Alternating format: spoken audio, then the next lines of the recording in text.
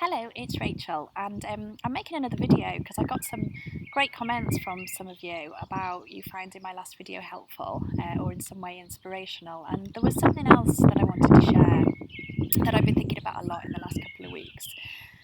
So I know that most of you know that my little girl Bella was diagnosed with cancer in September, which was a really big shock for us as a family and led to a really difficult and dark time whilst we got her into treatment and tried to get our heads around what the possible outcome of that diagnosis was going to be. And here we are in May, and she's doing really well at the moment. The treatment for leukemia lasts for a long time, but she's in good health at the moment, and the hospital have got her condition under control, and we have really high hopes for a good outcome for Bella. What I wanted to talk about particularly was what that was like for me when she was first diagnosed in September. So we'd got back from holiday, we'd had a lovely couple of weeks in France, and Bella had been a little bit off form, thought maybe she had like a virus or she'd picked up a bug. And on the Saturday, I noticed that she had some tiny pinpoint rashes on her bottom, and I wasn't happy with them. They weren't blanching under a glass. Obviously, as a parent, your first fear is meningitis, and so I took her into A&E. And to be honest, at that stage, I had a lot of tension and fear inside of me, but my inner thought process was saying it's going to be fine. I just want to check it out, though. I want to see a paediatrician at the A&E, and I think it's going to be fine, but I just want to know. And actually, the paediatrician said straight away, you've done the right thing, this could be meningitis, and they started treating her for meningitis, and they gave her some antibiotics. And from there, I obviously entered into quite a fearful, difficult place, and it became a roller coaster for the next 2 or 3 weeks, because once the blood test came back, literally about 4 or 5 hours later, that's when they woke me up and told me it was leukemia. Now, during the coming days, we walked up and down the corridors of LGI many times because she had a battery of different tests, of invasive procedures. The hospital moved really, really quickly to treat her condition because it is obviously life-threatening, and the treatment that they have for leukemia has a very aggressive timeline in the first 3 or 4 weeks. The reason I'm sharing this with you is because during that time everything felt really scary and unfamiliar. Up and down different corridors, in and out of rooms, strange people that I'd never met before, talking about strange things in a language I didn't understand.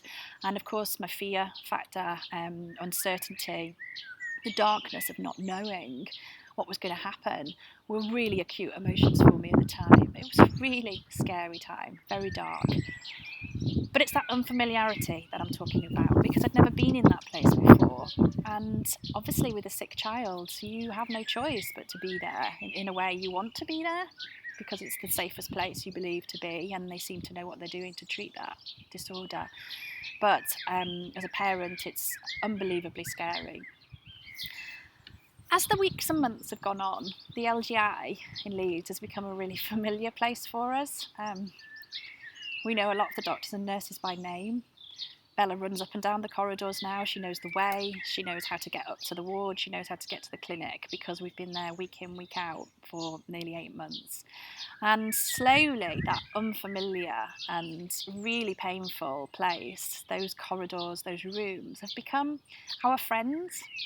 They've become familiar places, they've become safe places, secure places to be, happy places almost. And some of the staff, some of the wonderful staff at LGI have become like friends to us. I know this sounds really quite strange, but we're told that this is very common for parents and children, obviously, of cancer, because it's a long treatment.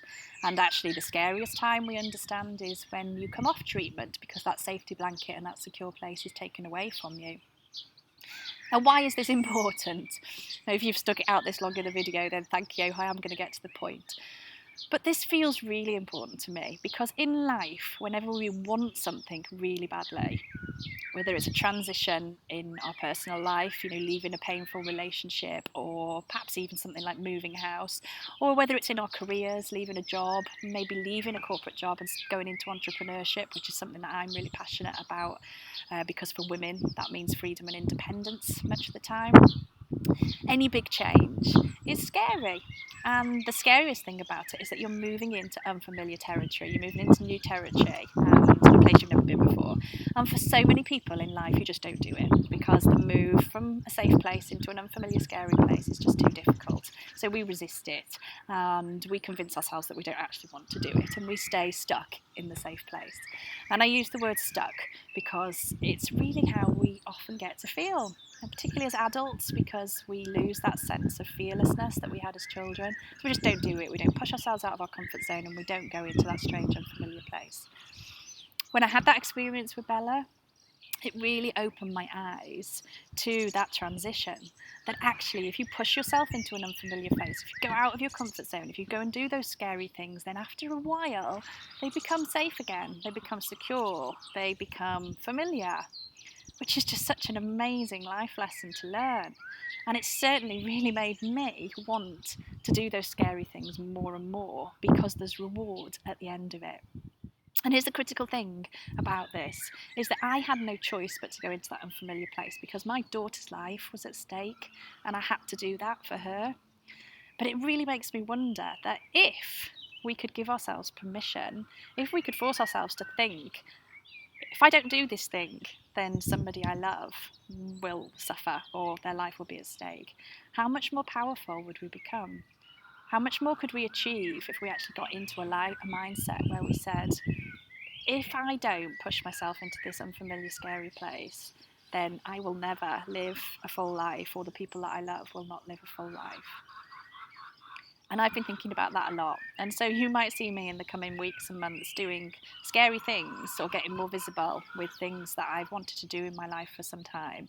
And I absolutely credit my little Bella and her bravery with that, and the fact that I learned a really important lesson, that when you go into unfamiliar, scary places, you get rich rewards and your life will improve for the better if you give yourself the chance.